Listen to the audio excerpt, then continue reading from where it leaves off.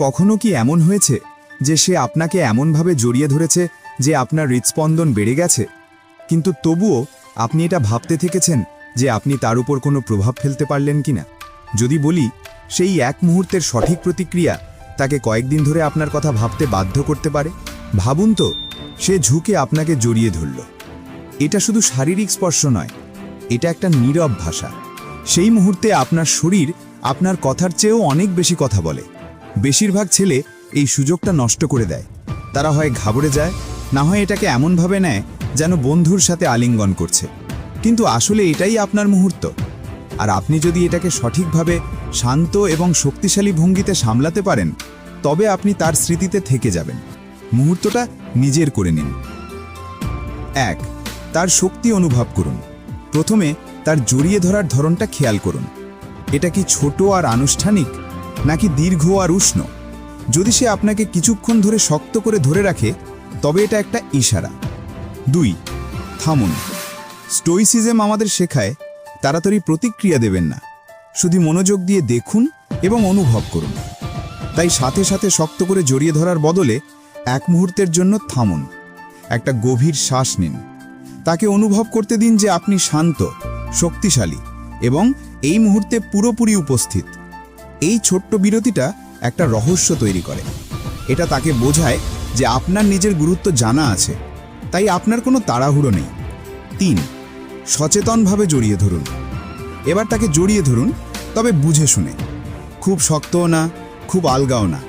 একটা হাত তার পিঠের নিচের দিকে, অন্য হাতটা তার কাঁধের কাছে। ধরাটা হবে স্থির আর সুরক্ষিত। তার পিঠে আঙুল ঘষবেন না, এটা নার্ভাসনেস দেখায়।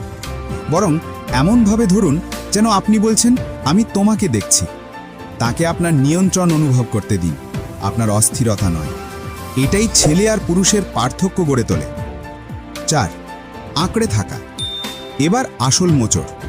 যখন আপনি তাকে ছেড়ে দেবেন, তখন সঙ্গে সঙ্গে হাত সরিয়ে নেবেন না। আপনার হাতটাকে আধা সেকেন্ড আরও থাকার সুযোগ দিন। 5. চোখে চোখ রাখুন। তার চোখের দিকে তাকান, তবে প্রথমে হাসবেন না। তাকে আপনার মুখ পড়তে দিন। তারপর একটা হালকা ধীর হাসি দিন। বড় হাসি নয়, ঠিক যতটা দরকার। এই ছোট্ট বিরতিটা একটা অপেক্ষা তৈরি করে, আর অপেক্ষাই স্মৃতি তৈরি করে। 6. নীরবতা ভাঙবেন না।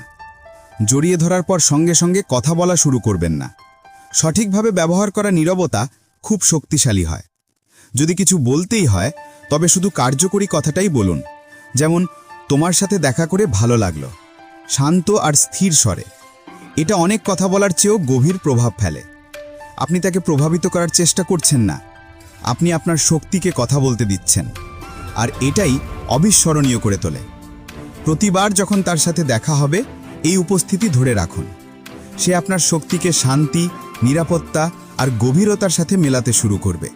আর এটাই আপনাকে অন্যদের থেকে আলাদা করে দেবে। অন্য ছেলেরা মনোযোগ পাওয়ার জন্য ছুটে, কিন্তু আপনি না ছুটেও মনোযোগ আকর্ষণ করেন।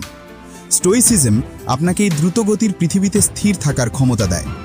সে এটা অনুভব করবে এবং চাইবে। তাই পরের বার যখন সে আপনাকে জড়িয়ে ধরবে, এটাকে সাধারণ ভাববেন না। এটাই অবিস্মরণীয় হওয়ার সুযোগ।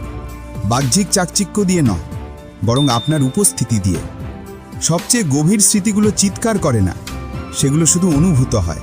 প্রতিক্রিয়া দিন এমন একজন মানুষের মতো, যার বেশি কথা বলার প্রয়োজন নেই, কারণ তার নীরবতাই সব বলে দেয়। ভিডিওটি ভালো লাগলে লাইক এবং সাবস্ক্রাইব করে আমাদের পাশে থাকবেন। ধন্যবাদ। দেখা হচ্ছে অন্য একটি ভিডিওতে।